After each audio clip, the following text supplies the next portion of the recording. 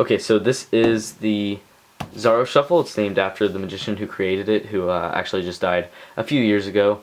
But it's one of the best shuffles, false shuffles that have ever been created. It's very clever, and a lot of people use it. Okay, it's definitely worth studying. So let's get into how this works. But first, let's talk.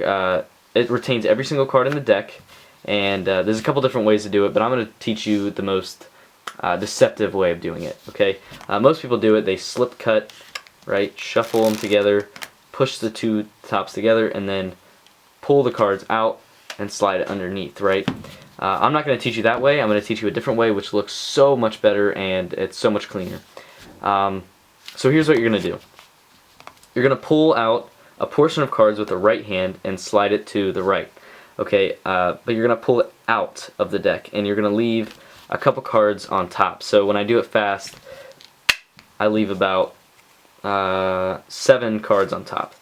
Okay, so you're stripping out a packet, and this takes practice to be able to just move cards, take a packet of cards out and leave a top stock like this. Top stock is the few cards here on top. That takes a lot of practice, and especially it takes even more practice to be able to shuffle and retain that break. So this is something that you're going to have to practice a lot, is just stripping out a packet and leaving some cards on top. So get that down, stripping out a packet of cards and leaving, it's hard to do slowly, stripping out a packet, leaving a few cards on top. Practice that, and then you're ready to move on. So strip out a packet of cards, leaving a few on top, right, and hold this break. And actually, when you first do it, you're gonna kind of have this break in the front. To get rid of that, just push down with the first finger, and then they can't see anything from the front. You just have a break in the back, and you need to retain this break. Now, what Zarrow used to do was he would kind of click the packets together to square them, which is often necessary when you're pulling out cards from the middle, because some of the cards kind of splash out like this, and then you have to sort of square it up. But nonetheless, you're here. You have a break, and you're just going to riffle the cards together just a little bit. You don't want it to be a really deep shuffle where they overlap a lot. You want it to be a really light shuffle like this, so that they're not really mixing up too much. It's just kind of the corners. And then you're going to basically what's going to happen here is you're going to let go of the break. You don't really need to worry about the break anymore, but your shuffling stops at that break. So you shuffle until you get to that break, and then leave all of these cards here underneath that break.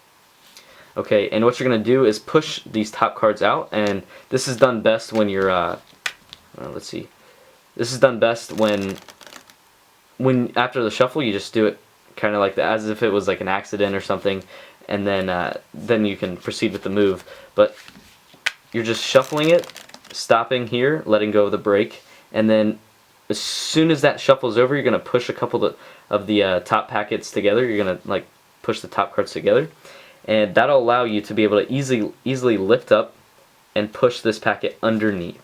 And that's basically the Zarrow shuffle. So you're pulling out, that's what she said, and you're pushing it together. And then when you move to square up, you're actually breaking the weave. So they're shuffled together, you move forward, and then when you pull these cards to be like parallel, you're breaking the shuffle. Okay? And now you can just push this packet underneath these are called cover cards in this situation. You're pushing it underneath the cover cards. So basically what you're doing in the shuffle, just so you understand the move a little bit better, is you're pulling cards out and then you're putting them right back. Alright, so that's how it's false. You're just pulling cards out of the middle and then putting them right back. So strip out from the middle, leave some cards on top to act as cover. Riffle them very lightly and just a little bit of a weave, and then push the two top packets together a little bit, like the top of the top packets, you know, the top of the packets, I guess. That's kind of hard to explain. And then you pull the cards apart, they'll break, and then you fit them underneath the cover cards. Okay, but you don't want to just do this like one of the biggest mistakes I see is people they shuffle it and then they just break it, and then go straight in. And when you do a normal shuffle, you'll notice that there's a little bit of struggle because of all that friction. So you want to try to mimic that a little bit when you're doing the Zarrow shuffle. You're going to shuffle them together, push the two top cards together, top of the packets together, and then as they go in, you kind of create a little bit of struggle. So don't just go, you got to kind of, you know what I'm saying? It's kind of hard to explain. So shuffle, break the weave, and then kind of create a little bit of struggle. Now there's one little subtlety that I want to add. It's something I've come up with. I don't always use it, but if I feel like the audience is particularly watching me, there is just a small little thing that you can add to it to make it a bit more fair. Because when you square up, you're kind of left with you're just kind of pushing two blocks together. You see that? And if someone's really watching you, they might kind of notice. It's really hard to notice, but I mean, this is just to kind of perfect the move. They'll kind of see that it's just two packets, sort of two blocks kind of coming together. So to make it look like you're pushing two weaved packets together, there would have to be some cards down here, right?